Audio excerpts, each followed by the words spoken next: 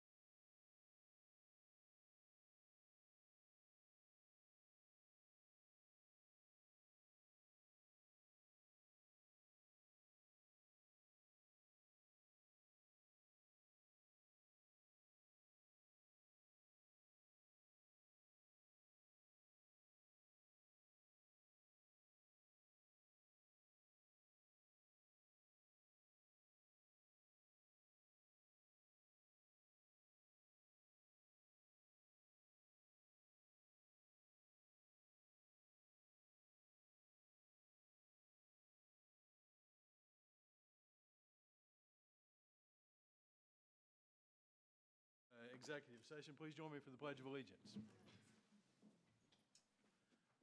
I pledge allegiance to the flag of the United States of America and to the republic for which it stands, one nation, under God.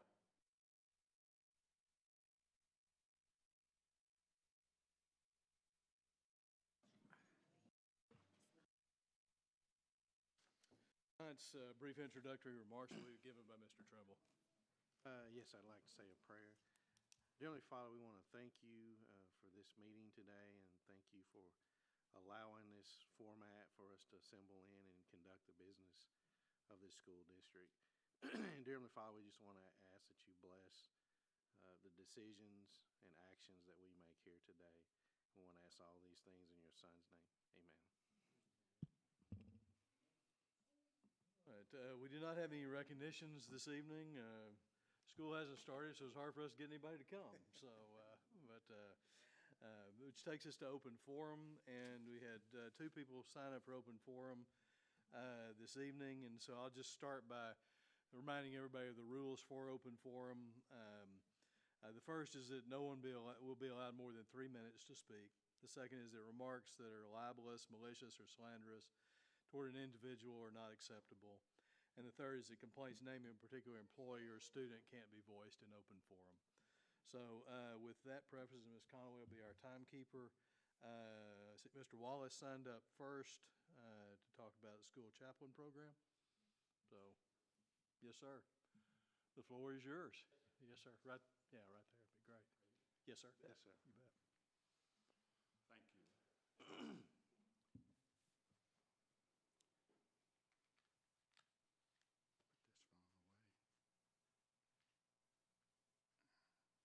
My time ain't started yet, has it? No, sir. Okay. Because I got some stuff I'm going to leave here, but okay, here we go. First of all, thank you guys so much for allowing me these 3 minutes. Good evening, Dr. Whittle, President Robbie, Vice President Flanagan, and all presiding board members. I hope I got that right. My name is Scotty Wallace, and I am a certified chaplain with the National School Chaplain Association for the East Texas area. This National School Chaplaincy Association is new to a lot of people in this area, but we're in, so I don't get this wrong, we're serving over 28,000 schools worldwide and in 23 countries. And so it's just now getting here. Our CEO, Rocky Malloy, along with Governor Abbott, we have, I'll just continue to read this, get it to you this way. I'm here to share with you on behalf of the National School Chaplaincy Association our holistic care program for all pre-K 12 schools here in the state of Texas. The Texas School Chaplain Act, Senate Bill 763, was signed into law on June 18th, 2023, allowing school districts to hire or to allow volunteer school chaplains on all PK through 12 school campuses. A lot of people don't even know about that. Texas was the first state to authorize chaplains in our public schools. Since then, 20 other states have followed suit and enacted this legislation. If you have not already done so, I hope you all will take a look and investigate, because I'm going to leave some material here with you, and vet this incredible program. The ISD packet that I will leave with you, Dr. Whittle, will provide detailed information on all aspects of this program. That being said, here are just a few of the many benefits. Number one, of having a school chaplain on your campuses or campus. Emotional and mental health support. I could talk about it, but I know I only got 3 minutes. I could go into telling you what that entails, but we are there for emotional and mental support. Secondly, character, and we value education and values education. A chaplain can reinforce positive values such as kindness, empathy, respect, and integrity, all crucial for shaping responsible, compassionate citizens. Crisis care and pastoral presence. In times of loss, trauma, or difficulty, a chaplain can offer comfort and stability, Our training equips us to walk with people through grief, conflict, uncertainty in a deeply human and compassionate way. Fourthly, community building. Chaplains also help foster a more inclusive and caring school culture. Through our presence at events, in classrooms, and around campuses, we are the trusted figures who unify and strengthen the school's community. Support staff. We're there to support all the staff, from the cafeteria workers, the bus drivers, counselors, principals, everybody that needs somebody to talk to and somebody to be there for them. Lastly, I want to let you know that the chaplain's work is not about promoting a particular religion, but about offering spiritual and emotional care to people of all faiths and culture.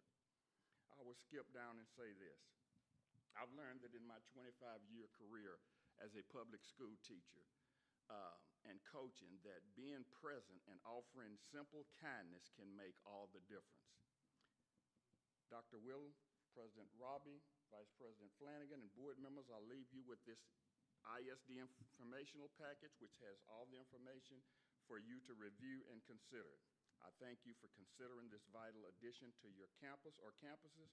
I will be happy to discuss this further and assist in exploring what a chaplaincy program could look like for your schools. Thank you again for allowing me to share this program with you and your board. Thank you. Thank you very much. Appreciate that. Yes, sir. You bet.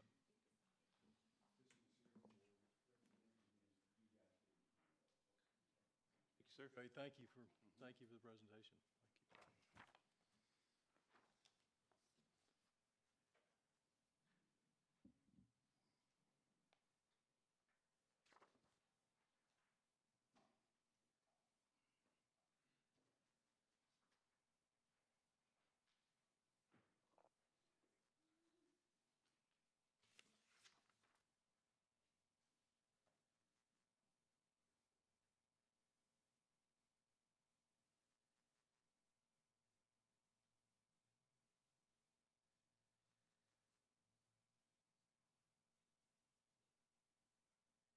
Sorry, my handwriting's terrible, so I don't hold anybody, but I was trying to figure out what it said, so.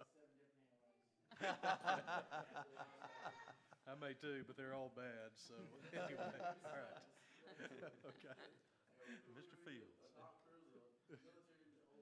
Okay. So is Mr. Fields, is that correct? Okay, great. The same rules, and the floor is yours.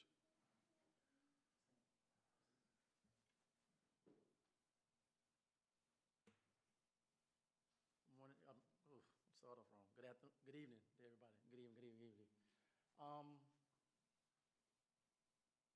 a father. My son attends for his Whitehouse here. My son is also one of the students here at Moselle. This past year has been very hard and difficult for me. I've tried to handle it at the lowest level, is what I was taught in my 20 years of the Navy. I did reach out to you. You might not have known. I did try to go through the school board myself. I know you and I has been talking. What's going to be done is what I'm here. You don't want me to say no names. You want me to do anything or put anything out there. With all the documentation that I have handed, with the CTs that y'all put on me that stopped me from being able to have my son to go to school, all the criminal trespassers, when they're supposed to have expired, and they did expire. I tried to continue for his education with my son this summer. I couldn't because Tyler ISD was holding the CTs that Whitehouse ISD force had over my head. My contact was Arlington, not Arlington. I think I'm back in Virginia. Austin. Austin even said that it was a civil matter. You guys shouldn't have never been involved in it. That's between me and the mother, which was a family law. But to the degree of what everybody took it upon themselves to do to me and for my son. My concern is, one of my biggest concern is, I feel y'all know, or those in the room know that I have the love I have for my son and everything that we have been through. Whitehouse ISD chef never got involved in my business. Even as the state capitol say, Whitehouse ISD should never got into it.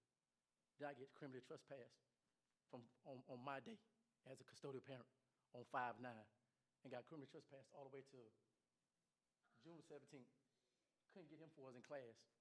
Then it felt like a trap when I went back down to Tyler ISD to find out if I had safe passage, which is what I've been asking for, I'm begging for, to make sure my son can go to school. And I found out from Tyler ISD that the trespass still stands. I'm trying to handle this at the lowest level. Lord knows I am. I done cried in front of you 100 times and told y'all, leave me and my family alone. And now we're where we are now. And so if you don't think I'm not going to bring up everything that's happened since day one, well, Ms. McCarthy decided that I couldn't take my child. You were in the room when she apologized to me for basically kidnapping or withholding my child from me and not letting me do him, but you decided to give him to the kid's mother, knowing the situation. Leave me alone. Is that simple? Leave me alone. Let me take care of my kids, which I have been doing. The courts gave me the kids. I used to have the best reputation for us here. Y'all got every cop hating my guts. Every cop think I'm petty and all this type of deal because I'm trying to take care of my kids. My last final thing is, how do y'all want to do this? Do y'all want to bring attorneys and lawyers involved in it? Because I'm bringing up everything from 2023 November 18th when I signed him up until present. That's what I'm here to present to y'all. How do y'all want to do this? I asked y'all to leave me alone. I had a job. I left the school district. I was working for Jack Elementary. I lost that job. My son was with early childhood intervention. I lost that from him being with me. I tried to get away from y'all, but y'all dragged me right back for us at Whitehouse. My only thing I'm supposed to be doing was just living here and having him for us at Moselle Brown. I was at Jack Elementary, had a job. I lost that job because I had to keep dealing with y'all and y'all's crap. So my question is, how do y'all want to handle it? Do y'all want lawyers involved, or do we want to turn around for us fix this? I tried to talk to you. Oh, I'm so sorry, man. It's okay. All right. I tried to reach out to you, sir. I saw it come to your job and ask you, help me. But by the grace of God, this angel was for a sin. Y'all asked me how I wanted to handle it. I told you to read the book of Psalm, read the book of Matthew. That's all I have. My 3 minutes is up. Just let me know how y'all want to handle it. Do we need to get force attorneys involved, or are we going to try to handle this at the lowest level? That's how the military force taught me. I can go either way. But just to sweep it on the road like nothing never happened, that's not going to happen. Because these 2 kids here, I lay my life down for them. I even lay my life down for y'all. But y'all treat me like I never was here. Y'all treat me like I did. What did I do to you? What did I do to you? Because Mr. Woodall turned around and emailed and said for you to be the head person to take over everything. Then Austin, Texas turned around and emailed you and emailed me, told them to stay out of our business and for you and I to handle this. But you turned around and gave it all for us back to them. And they turned around and did whatever they wanted to, which affected for us him. He couldn't force her around to go to school. Then y'all decided on who y'all were trying to get my child to. You know it's for us my day. You ain't need to call no attorneys. It's not a civil, it don't involve y'all. These are my kids. The school wasn't harmed, the people weren't harmed, nobody was harmed. Come here, baby. Do I need to knock your legs? You get over here and sit down. Thank you for bringing that to our attention. We'll certainly get back to you for sure. So, thank you. No, it's all right. It's all right. Thank you. Okay, this will take us to our budget workshop, and Clint Ray, I know, has a presentation for us.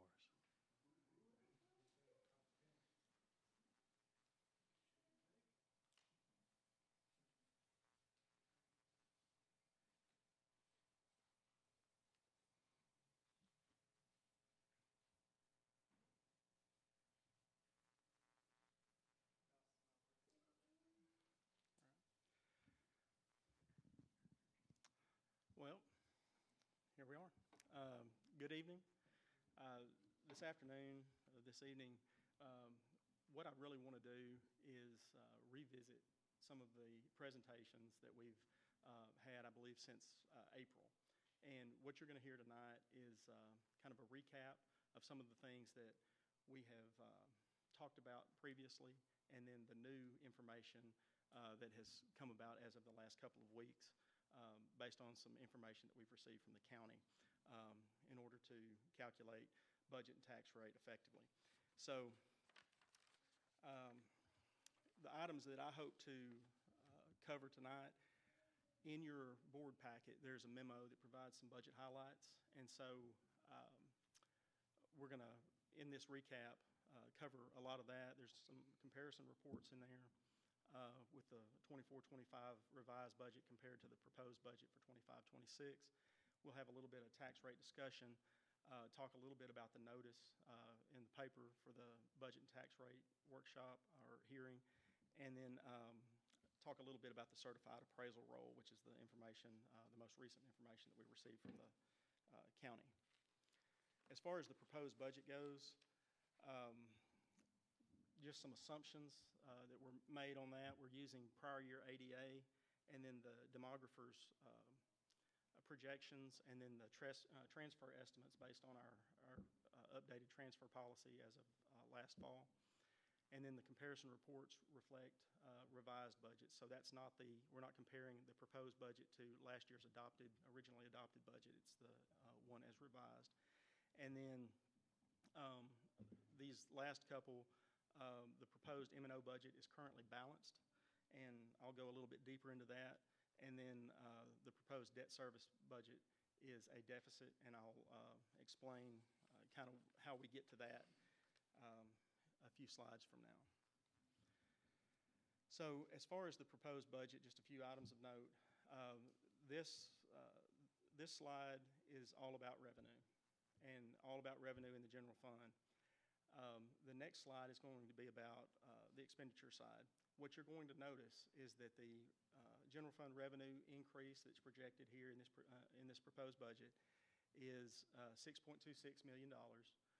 That's the increase. That's going to be $1.75 million greater than the projected increase to the expenditure side, and that is to make up for the deficit budget from the prior year. So we're of that $6.26 million increase, 4.26 of that is from the state side. That's state revenue. Most of that is due to the teacher retention allotment that's new this year. We've talked about that. And I believe we're going to hear a little bit more about that in future presentations at this meeting. We've got the second sub-bullet there, the projected funding increase for special populations. There's a couple of items that are related to special ed, weighted funding. Most of the special ed weighted funding doesn't come on until the last year of the biennium. That would be the 26-27 year. But one thing that is happening here is we had some programmatic changes to our CTE program. And so we're, especially at the junior high, we're looking to get some more funding there from the state. Also, there's the safety allotment increase, and that more or less, that was some legislative action that increased our safety allotment, more or less doubled it, but it's still not enough for us to cover the items that are mandated for us on that safety allotment. So we appreciate the money, but maybe needed a little bit more of that. And then the overall enrollment and ADA increase is, that's obviously from the transfers, as we discussed.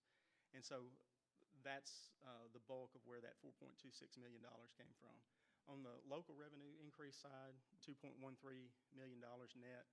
There was a slight increase in our taxable values, but the main thing there is a proposed tax rate increase of 4 cents above the prior year. And so we'll talk about that a little bit more in depth in a couple of slides. And then the federal revenue transfers, that's an actual decrease, and that is us kind of separating ourselves from the SHARS, dependency on the SHARS revenue, because it has become less and less reliable, as we've talked about over the last couple of years. On the expenditure side, $4.51 million net increase. Again, it's less because we needed more revenue to balance the budget as compared to the prior year, more revenue than expenditures. The expenditure additions, the bulk of that is the salary increases that we talked about earlier, the bulk of that being from the teacher retention allotment. Also some instructional technology upgrades and instructional and extracurricular supplies. That would be Chromebooks, those types of things that we're trying to work back into our general fund budget, as opposed to funding those out of our capital projects fund, like we've done for the capital last couple of years. As far as the expenditures, deletions and decreases, again, like I said, this is a net increase. So we had these additions. We had more additions than that, but we netted that out against some decreases here, the elimination of some positions, and then the equipment purchases that did not have to be duplicated in the current year or in the coming year, and just some contingency reduction there.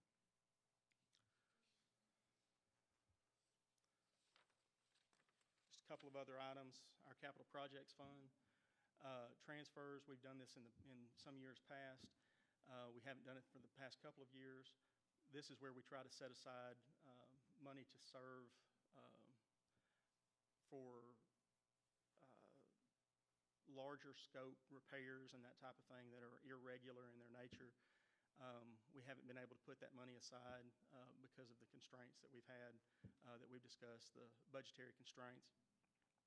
We hope to be able to work our way back into that and being able to set aside for those projects that fall below the scope of a bond. Also, just our staffing is based on our prior year and other identified needs. So our team will continue to monitor enrollment and, of course, keeping the needs of our students at the forefront programmatically. Salary increases reflected in this budget. I will say the 4,000 and the 8,000 there on that first sub-bullet, that is the teacher retention allotment. Those are the numbers, and I believe Ms. Matthews is going to cover that a little bit more extensively. Also on the T scales, to soften that curve a little bit, we have elected to some $2,000 increases on the very front end of that. So that is not funded through the teacher retention allotment.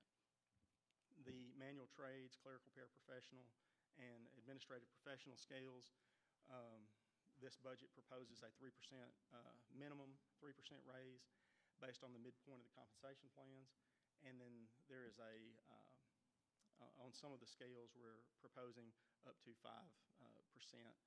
And again, Ms. Matthews will cover some of that, and then some other equity and career path adjustments. As far as the debt service budget, I had mentioned earlier that budget is a deficit. All that debt service can be used for is to service the principal and interest and some other small bond costs. And so I want to be clear about this. A deficit budget in the debt service fund is a means for us to manage tax rate. So what we're going to propose is to keep that tax rate down and balance it against our M&O rate. So getting to the proposed tax rates, for the M&O, we're proposing a rate that is 4 cents above the prior year. That's a 4 cent increase from last year's rate. The debt service rate is the same as the prior year, so that takes our total rate to a 4 cent increase as proposed. And I want to talk a little bit about our Tier 2 pennies and how we get to that 4 cent increase. To support this budget as presented to you, it is a balanced budget.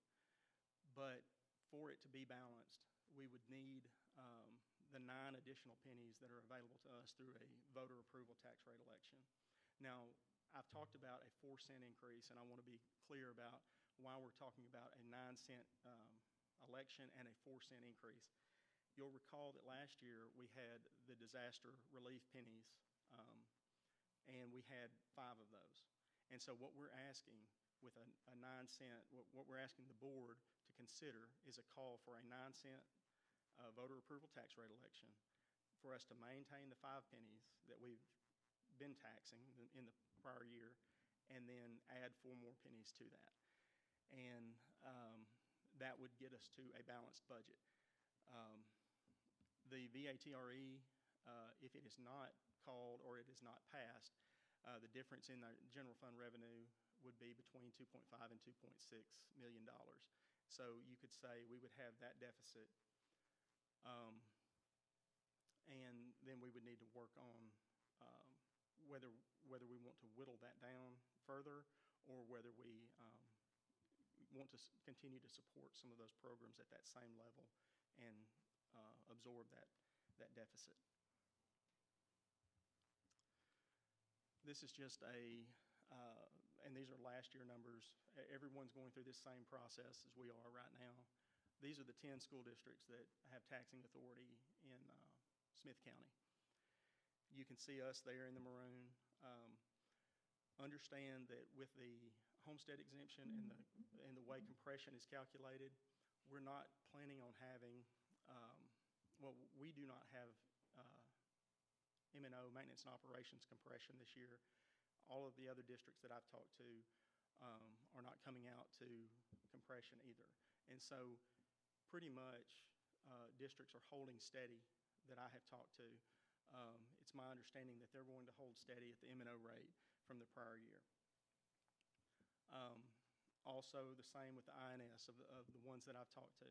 And so the components, that would indicate that these districts, most of them are going to stay pretty steady with their tax rate.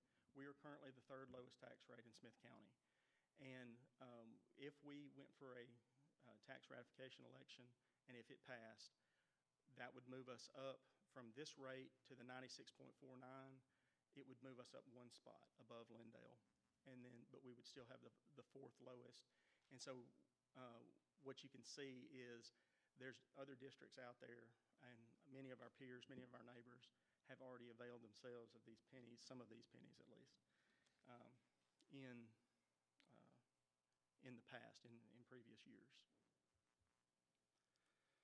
As far as the notice, we ran a public notice in the newspaper last week so that we could meet our posting requirements. We will have a meeting to discuss the budget and proposed tax rate. The date and time were listed for this room next Monday, August 18th at 7:30 p.m. We did that in order to be able to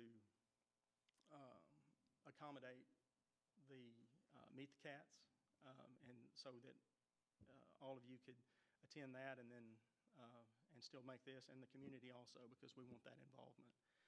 The proposed tax rates were stated previously, and then one of the sections there asks us to compare the tax levy, the projected tax levy on an average home, and we get that information from the county and from year to year. Even with a 9-cent VATRE, because of the increased homestead exemption that is part of the calculation, and they require us to calculate that as if it's going to pass, because it will be voted on in the November election.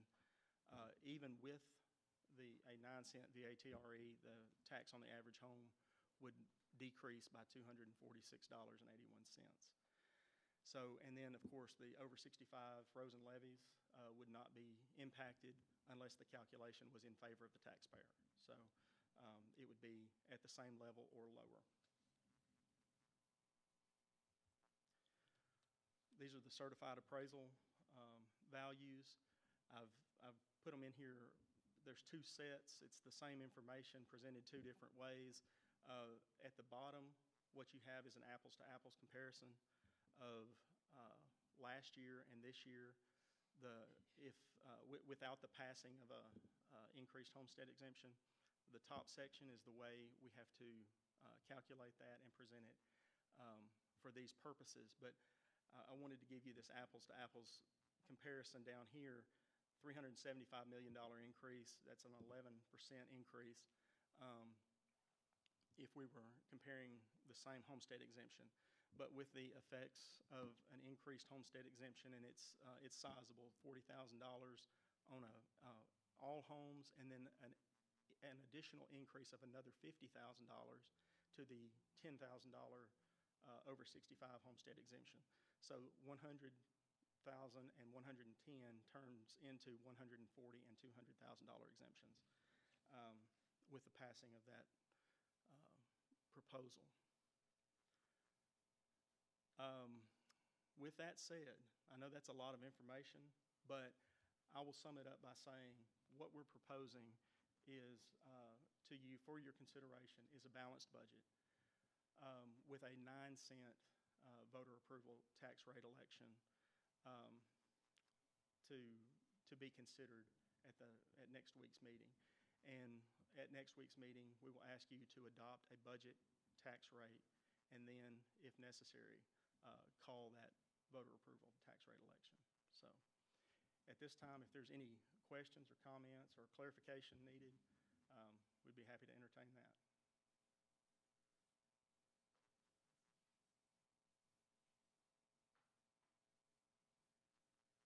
Okay. All right. If the, one quick question. If the homestead exemption increase does pass and the voter-approved tax rate adjustment does not, what would be the expected deficit? The expected deficit would be 2.5. 2.5? Yes, it would be the 2.5, 2.56. Okay. Right, so right in there. And then we would probably consider taking some things, and I couldn't speak specifically to the things that we would consider taking out, but there's some things that we've added back that into a balanced budget that, we might would put back or kind of pull back on and consider. So we would have a deficit if we made no adjustments of 2.5 to 2.6.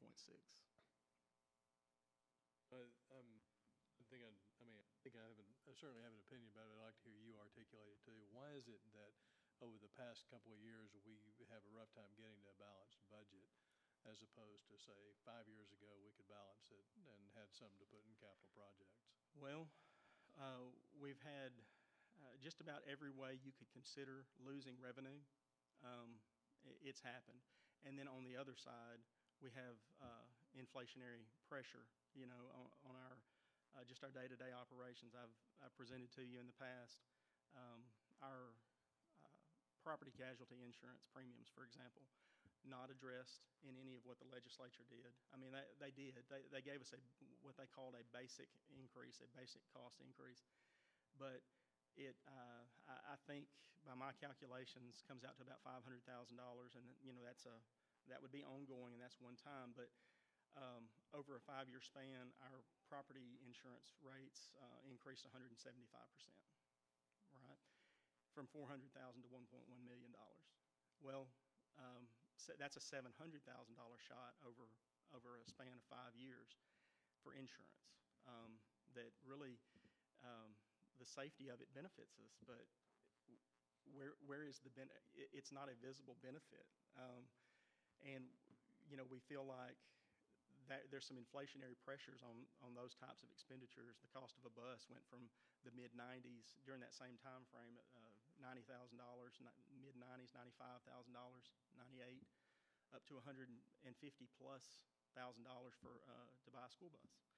And we still transport kids. We need school buses, And so the cost of building buildings, and that would not come out of this, but just to give you an idea, the cost of building buildings per square foot went from $200 per square foot to $435 during part of that time frame. And so we've just had some, and then we've lost our ESSER funding. We lost what we projected 2 years ago to be $900,000 worth of the SHARS funding. Until this year, I've just taken it completely out because the rules changed 2 years in a row on us, and it just kept on cutting back, and to the point where we're not even going to depend on it this year. No increase in the basic allotment until this year, and that was a $55 increase. It's a token, and the projection back during the summer of what it would take for us to get back to 2019 dollars was over $1,300 per ADA. And we got $55. And then the rest of that money was given in a lot of that money was given in the teacher retention allotment, which is great. But that's a piece of the puzzle that we need. And we need the rest of that rounded out on the other side also. So if the election doesn't pass, could that impact the services to our students, and how long can we maintain that deficit budget? Well, it will impact the services. If not immediately, eventually, we cannot continue in good faith to spend at the same levels that we do without the revenue to support the spending. Because it's as you all know, you can't just continue to spend more than you make. And so we do have a fund balance that's sitting there. It's for times such as this, but it's not meant to rely on an ongoing basis. And so a $2.5 million deficit, we could only do that a few times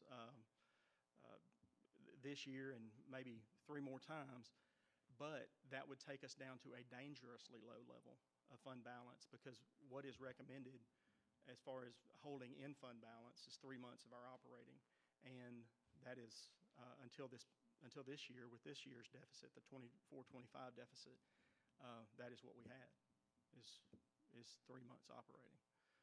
And so just trying to maintain best practices on the fund balance side. So would you say that we've done pretty much everything we can to tighten our belt? We have. There's some other things that we can do, but we need time to implement, and change. Because we're at this level, we're talking about undesirable. You would have to start talking about undesirable changes to some programs and that type of thing. And we're trying to maintain a level of service for our students because they deserve it.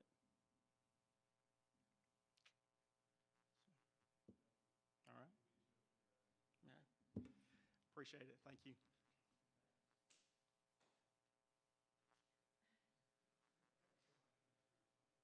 Thanks, Cliff. Okay. That is the conclusion of budget workup. Any questions or comments on the 2025 appraisal roll? No. Is there any questions or discussion on the 2025 appraisal roll? Okay. All right. Do we have second?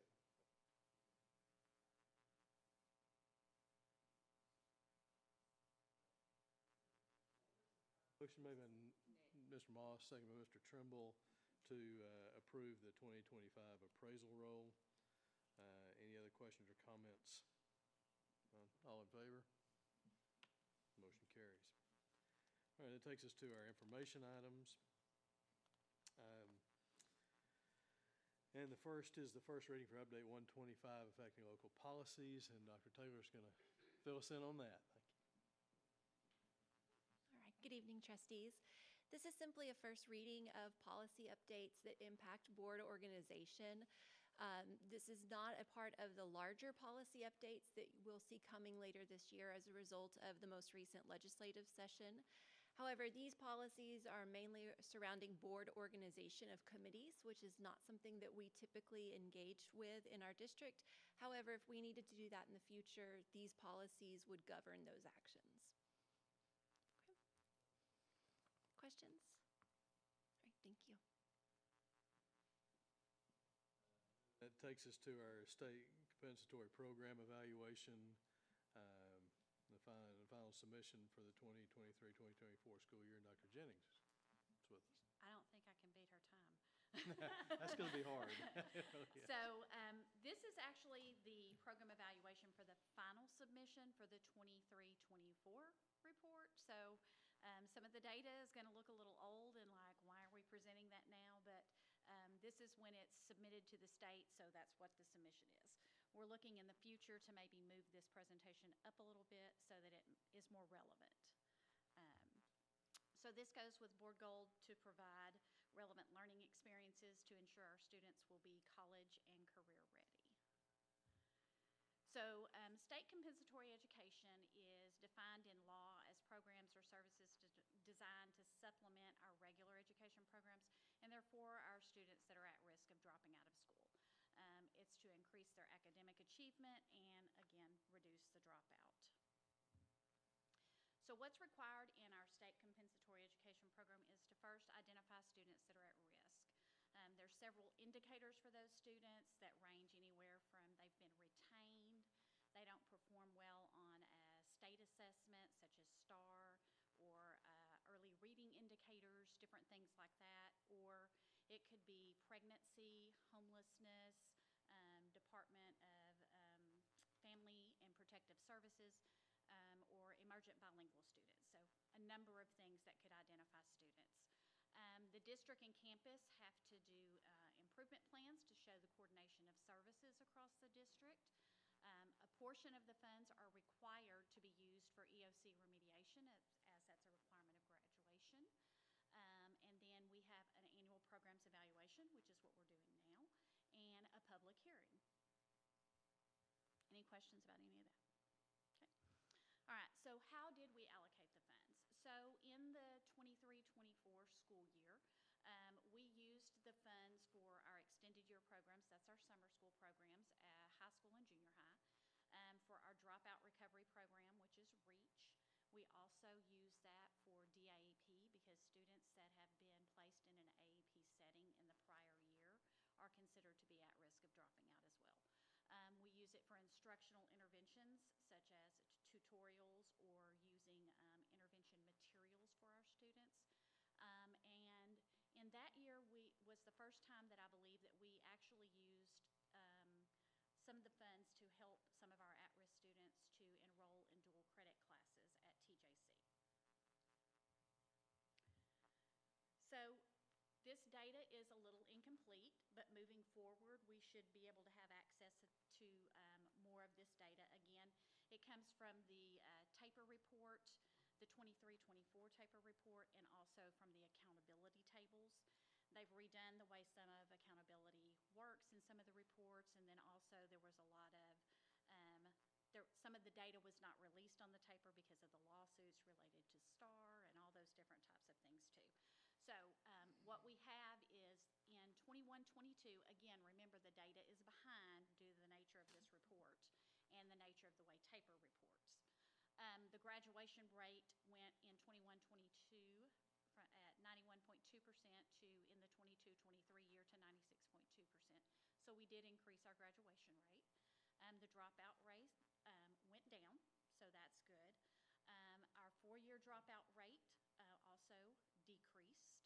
And then the last two columns is looking at our at-risk and economically disadvantaged dropout rates.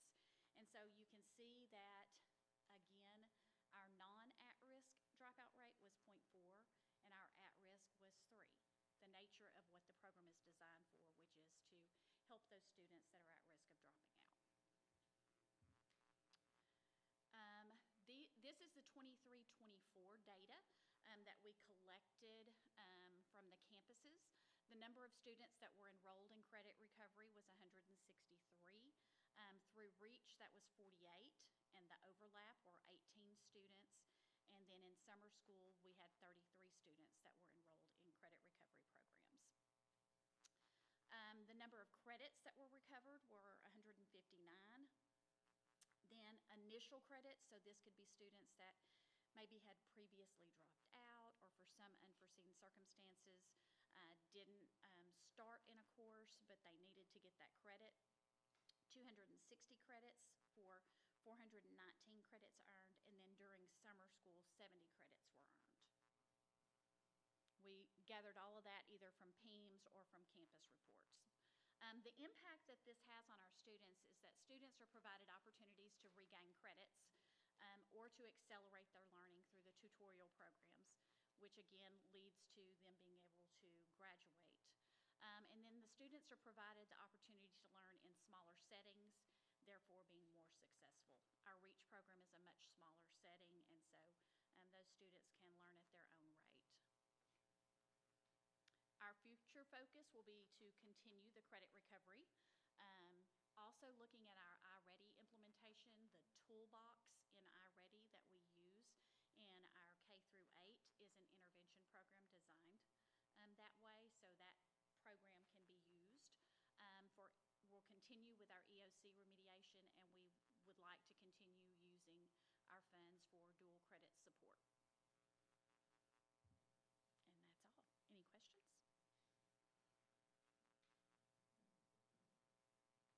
Okay. Thank you very much.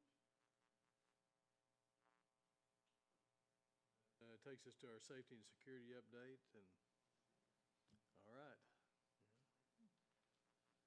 You survived one meeting just to make it to another one, huh? Make another one. That's why it's good to have a police officer on your staff, because I know how to drive fast, and we fixing to drive fast, okay? All right, Dr. Robbie, Dr. Will on board. Safety and security update, got a lot of good things going on in Whitehouse. So the board goal, ensure a safe and civil environment that is responsible to the needs of our students and community. So in regards to that, we are doing some things. Just a general update, we have 5 Whitehouse Police Department officers assigned to our campuses. We have 2 at the high school, 1 at junior high, and we have 2 that are roving. Now this year, the rovers are gonna, instead of roving 4 campuses, and including Holloway, but they're gonna slide in, we're gonna have 1 at Kane, 1 at Higgins, who rolls those 2 campuses. We're gonna have 1 at Stanton and 1 at Brown that rolls those 2 campuses. This summer, they were able to attend a 40-hour basic NASRO school, which is National Association of School Resource Officers. So they learned a lot more about becoming an SRO. So we wanted to allow them more time on campuses to learn the administration, learn our kids, become more effective in that role as an SRO. So we're doing that. We have 6 level 3 licensed security officers. Each elementary school has a licensed security officer. Holloway has 1, and then we have 1 at our guard shack at the high school. Our last year's guard shack guy, he moved on, so we have a lady coming back named Miss Mary, and she has worked at Higgins before. Some of y'all know Miss Mary. She's very good, so we're glad to have her back. We have our Guardian program going strong. I will tell you, I have carried them to the range, and I do not want to be on the wrong end when they're shooting, because let me tell you, they can hit what they're shooting at, okay? All right. TEA reporting from Sentinel. If you're not aware of it, TEA has came out with a safety and security website, and the ultimate person responsible for it is Dr. Whittle.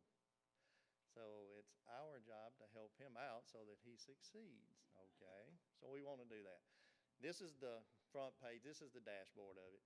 But on the left-hand side, under the LEA modules, you'll see the IDA, the DVA, and BTA.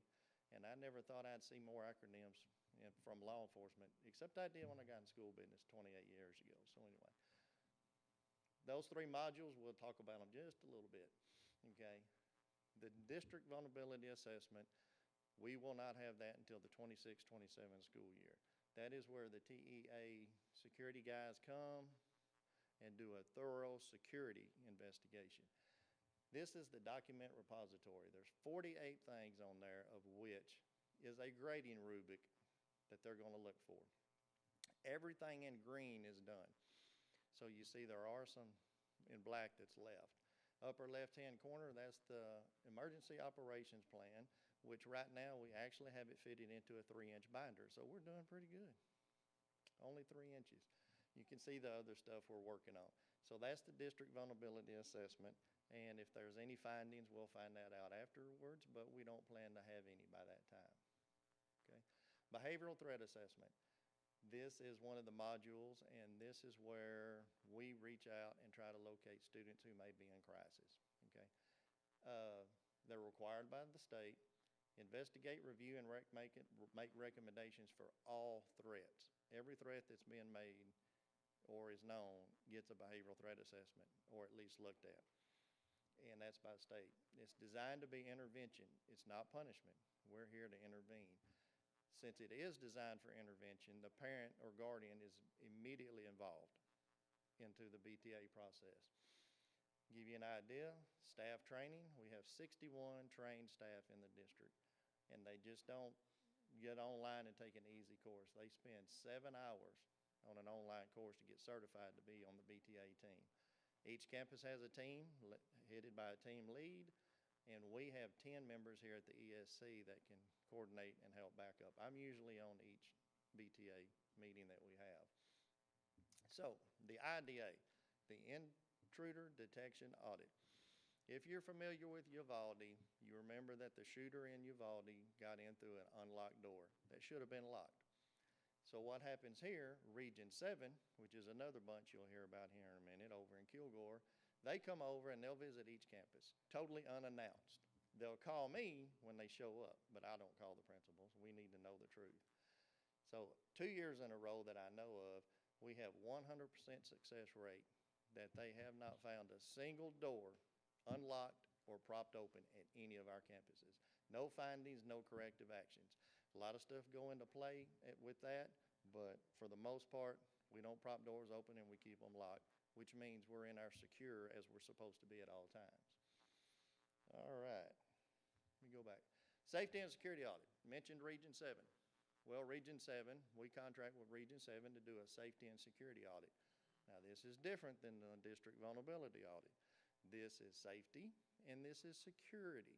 Do a lot on the safety side. They look at, just to give you an idea, proper storage of chemicals, playgrounds, trip hazards, drills, SRP, which is another acronym, but that's this, your standard response protocol, and they look at everything else regarding safety. Now, we have close to 4,900 students now, but last year we had about 4,800 students, 7 large campuses plus the AIM Center. So here's what they found. Okay, Dr. Robbie's already seen this, so hopefully he didn't tip y'all off. They found some eye wash stations that needed to be worked on, found a shower head in the ag shop, rubber coating on one playground, a boat in a playground. One playground, one little boat was sticking up, and obviously construct a secure vestibule at Kane, and I'm going to refer to Mr. Ray for that one. We'll do that in the future at some point in time.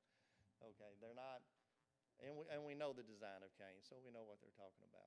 So that's what they found. That's all they found out of all of our campuses, as large as we are. And I told them in the meeting earlier, I call that an A+. To find no more than that, that is pretty awesome, I think. So, awesomeness. All right, here's some stuff. You're going to see that these are repeated throughout these schools, okay? You got basically cleanliness, fire extinguishers, bleeding control kits, guard shack personnel at the high school. Milton Welding Shop was uncommonly well organized and clean. And as I told them in the meeting before, my ag shop was not well organized and clean, but ours is. I've been in it. They do keep it that way. The junior high, bleeding control stations, cleanliness, greeted by staff. Holloway, you'll see that you think, did they just cut and paste these because they were tired? No, they cut and pasted these because our schools earned these, because they don't give you anything that you don't earn. Okay, so you'll see that most of them are the same. Those are pretty well identical. Electrical, things are stored right, didn't find any hazards. Staff knows about safety and security. Same at Stanton Smith, the same at Higgins, and the same at Brown. Basically, it's, when I first read it, I thought it was cut and paste. So when I talked to Joey King from Region 7, I said, hey, he said, no. He said, y'all earned it. Y'all earned it. Don't worry about it. So, up here, perspective. To put everything in perspective of the safety and security audit. There's 5 numbers there. Well, actually 4 numbers, I'm sorry. I can add. 52, 43, 37, and 25. Anybody know what those numbers are? When I went through their recommendations, did y'all see something highlighted in yellow on all of them? Okay, I'm going to take just a second to sing somebody's praises. 52 years old, Holloway. 43 years old, Kane. 37 years old, Higgins. High school, 25 years old. Looks like a brand new high school when you walk into it. Cleanliness, 52 years old, 43-year-old, 30. I'm going to take just a minute to sing Tim Daisy and his crew's praises. to keep this place looking like it does. Because our kids aren't going to learn in dirty schools. So a 52-year-old school looks like the day it was built, in my opinion. I've been there all the time. Y'all have been in them. I've never seen them dirty. So I'm just singing their praises. And this was noticed by Region 7 that we brought in to do the contract stuff. Okay? So how it ends up? During our audit, it was obvious that Whitehouse ISD is committed to the safety and security of its students and staff. Each campus was very welcoming and provided many examples of a positive culture and learning environment. All facilities and grounds were well maintained. Whitehouse ISD is performing at a high level with regards to safety and security, and we truly enjoyed our visit to this fine district. Joey King reiterated that in the phone call. He was he sang the praises of Whitehouse ISD. So with that, any questions about the quick safety and security update? Didn't drive too fast? We did all right? Very Okay. nice. Y'all got anything at all? All right. Thank y'all, and thank y'all for y'all's hard Thank you work. for all the work on it. Thank you. So, I like the way you put it in the safety and security meeting. I think you said the surveyor said that this was the cleanest district they had surveyed, so I like that. So, all right, and that takes us to our enrollment and staffing update, and Ms. Matthews is going to give us an update. Thank you. All right. You're doing it? Okay. So Dr. Whittle, Dr. Robbie, School Board, tonight we wanted to talk about all of the new hires that we've had this year. Everything we do when it comes to hiring is centered around the board goal of attracting, retain, and grow high-quality professional staff. So these are the numbers that we had this year. We had 102 new hires this year, and as you saw, most of them at the new teacher induction. We had 51 teachers. You can see this year for our total staff, we have 749. Last year, we had 757, and when we talk about some of the things that we're trying to do to tighten our belts, that's 8 positions that we've absorbed. But the campuses are doing a great job by, if we have a resignation, going back and really looking if we need to fill that position. We're also checking our master schedules to make sure that we staff accordingly. But the secondary, I can't say how much of I appreciate, because the secondary principals are doing a great job making sure that they really look at what they need. We had a few professional and admin positions that we also decreased this year. Our new hires are coming from a few different universities, but you can see we have a variety of degree levels. But the majority of our new hires come from UT Tyler, Texas A&M, and Stephen F. Austin. We do have Texas A&M Commerce creeping up on number 4, but we do have a variety of universities that they're coming from. One of the other great things this year is that we have a lot of new hires that are coming from university-based programs to get their certification. What that means is there's not as many people that are going to go under District of Innovation and also not working through an alternative certification program. However, we are partnering with the campuses and our great C&I team to make sure that those people that are going through an alt-cert program or going under District of Innovation, that they have the support they need to be able to do what they need to do in the classroom. This was also really neat, the years of experience. You can see for our teachers, there are many of them that have 10 to 19 years, 1 to 9 year, very few, 15% with just no years of experience. And we do have some experienced teachers, 9% at 20 years or more. So that's a pretty good variety.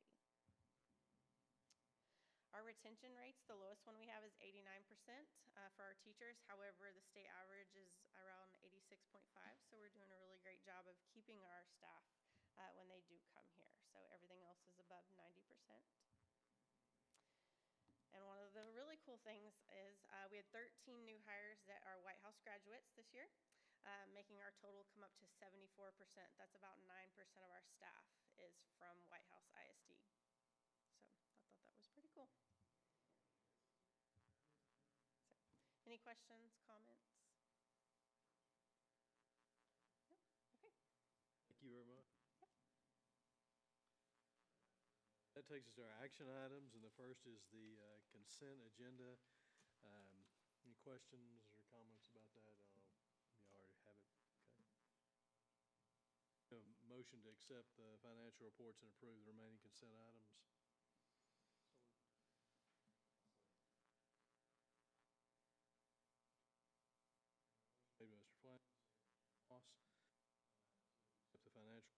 approve consent. Questions? Carries. Next item will be our salary scales, and Mrs. Matthews is going to help us again on that.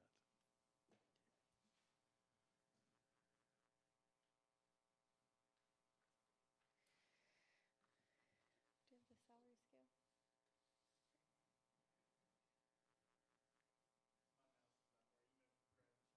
Okay. Nope. That's okay.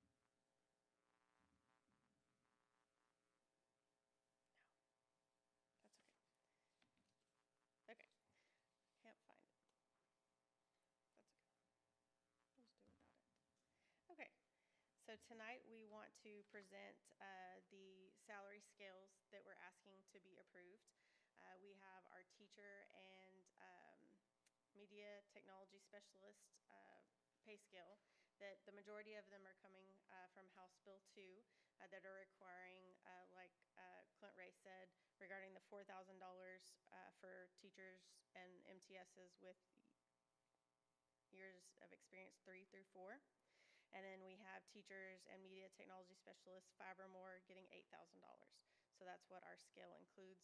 We also did elect to do a $2,000 increase for the steps 0 through 2. And the reason we did that is because we want to make sure we keep a good starting teacher pay scale. So that will help us accomplish that. That means the starting pay scale will remain at the $52,050 that we currently have. We're also recommending a 3% midpoint raise for all other pay scales, with an exception of a 5% increase for our auxiliary staff, as well as our clerical professional pay grades 1 and 2. And the reason we chose that is because those are the ones that, when looking at market comparisons, those are the ones we need to make sure that we're staying competitive. Those are also the ones that the retention rate is a little bit lower for that. So we want to make sure that we take care of those individuals. And then we also typically do a compensation review with TASB every year. So we've identified a few positions with what House Bill 2 requires us to do for the teacher pay scale.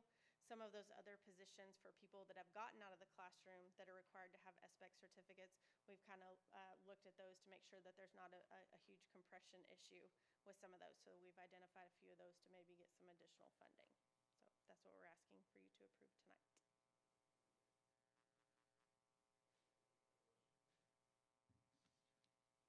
Anything?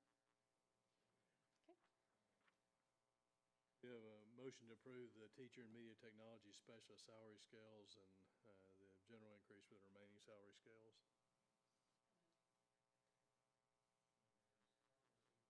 Snyder.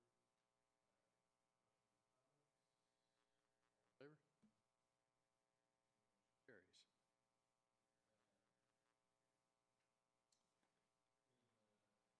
I believe you're up again with some policy information.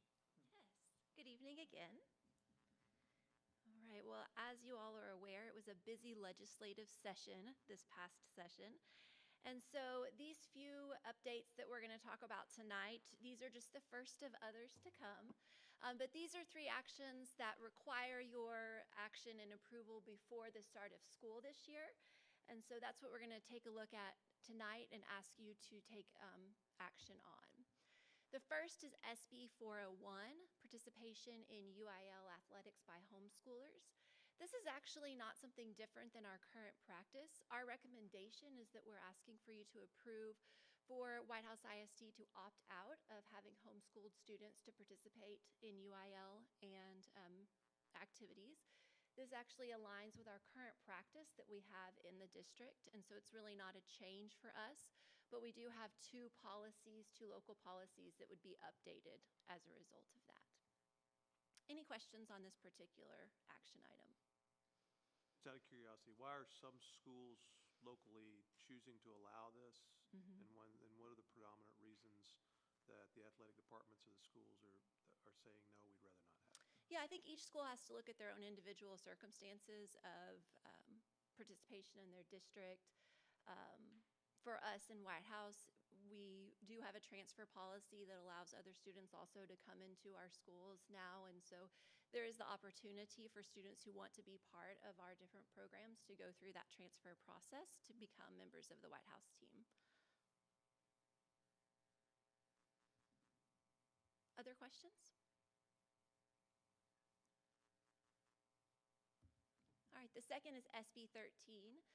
Specifically tonight, we're going to be asking you to approve a resolution that would establish a school library council, also known as SLAC, not to be confused with the SHAC, the School Health Advisory Council. But the purpose of the SLAC is really to assist our district personnel and also the school board in ensuring that all of the library materials that we acquire as a district meet our community standards and expectations. The SLAC will also provide recommendations for you as the board in terms of materials that we acquire, as well as any potential challenges or removal of materials should that come to be in question at some point in the future. So again, we ask that you would approve a resolution to establish a SLAC, and then that impacts local policy EFB. Questions about that? How will they be selected?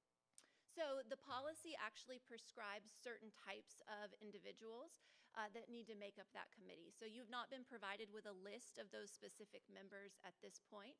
What we're asking is for you to approve that resolution, adopt that policy, and then we'll work with our lead librarian in the district as well as our MTSs and campus administrators to make sure that we fulfill a well-rounded committee that meets all of those different stakeholder roles that are prescribed by policy. It is, so staff would be kind of like non-voting members of the SLAC, but it's kind of like all of your advisory committees where you have business representatives, parents, different functions within the community. It is important for this particular committee that we do have a well-rounded group of individuals, because the idea is that we are wanting to reflect the diversity that's in our community, and in terms that our collection matches that as well. Are they in charge of what's in the libraries now, or just a vetting group for new material and new things that might be trying to be put into the library? So moving forward with this new policy, EFB local, there's actually new procedures for how we acquire library materials. There will be a list that is publicized. It'll be public for 30 days, kind of a comment period, if you will, to review those materials that we are planning to purchase and bring into the library. So it is more focused on acquisition of new materials as opposed to kind of a inventory of what is historically here, yes.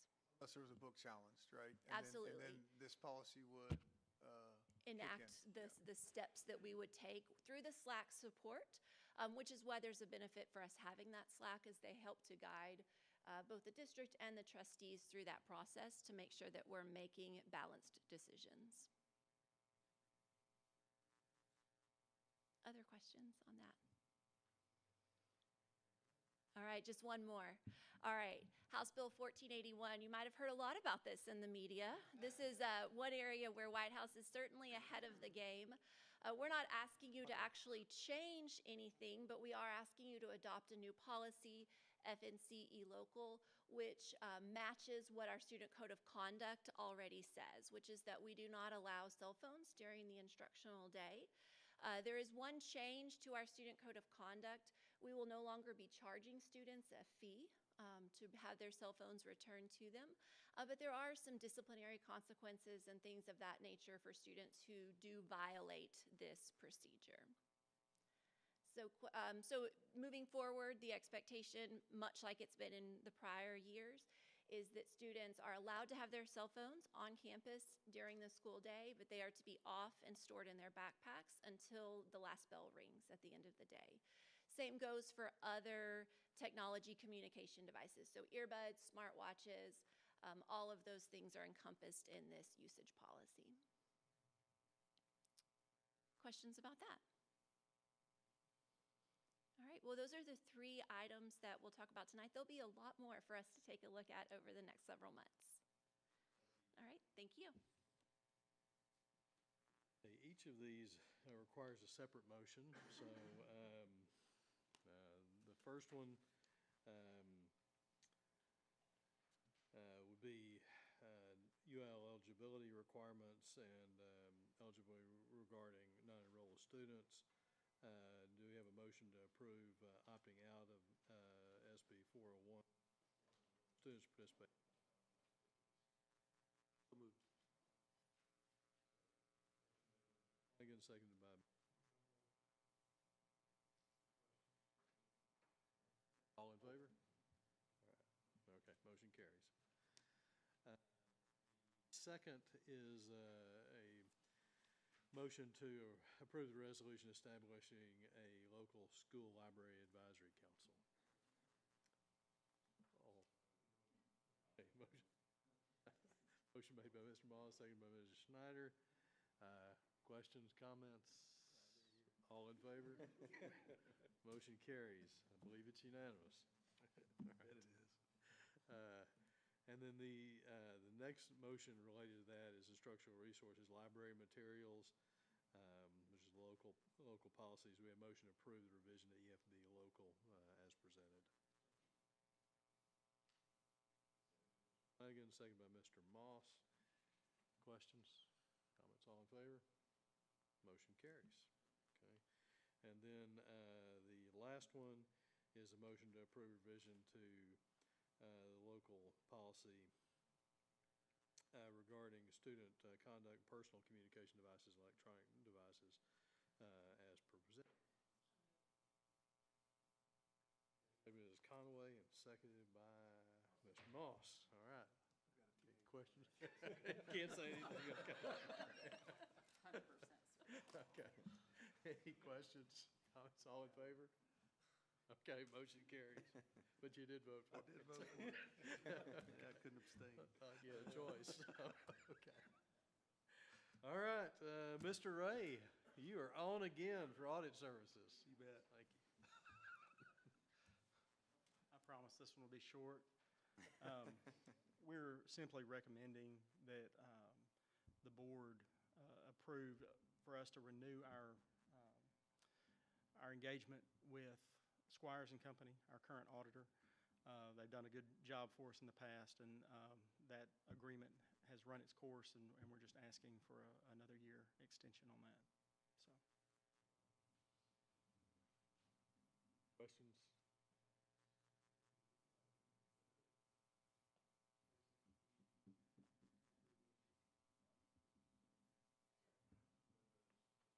Again, second by Mrs. Conaway to approve the audit services with Squires and Squires as presented. Any questions, comments? All in favor? Motion carries. Okay. And then Dr. Helm will be presenting information on the good cause exemption. Hi, good evening. Dr. Bravi, Dr. Whittle, Board of Trustees. We'd like to ask that you consider and take possible action to claim a good cause exemption under Texas Education Code Section 37.0814, subsection C, and approve the district alternative standard plan of utilizing security guards as part of their staffing.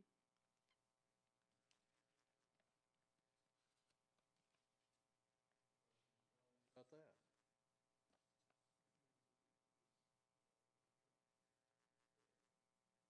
Guardian program.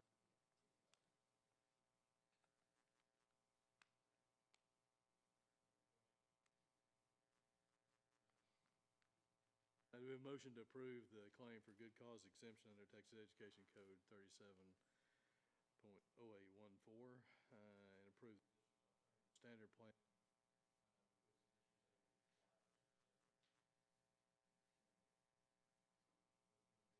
Second by Mr.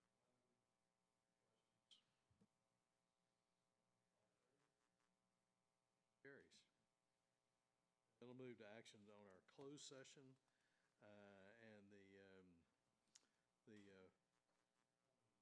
item on that participant.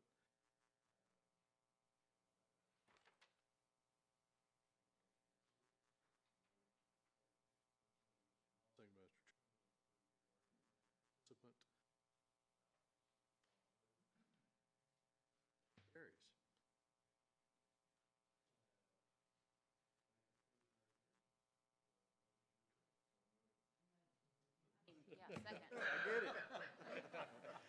wasn't enthusiastic. Motion made by Mr. Moss, second by Mrs. Conaway to adjourn. All in favor?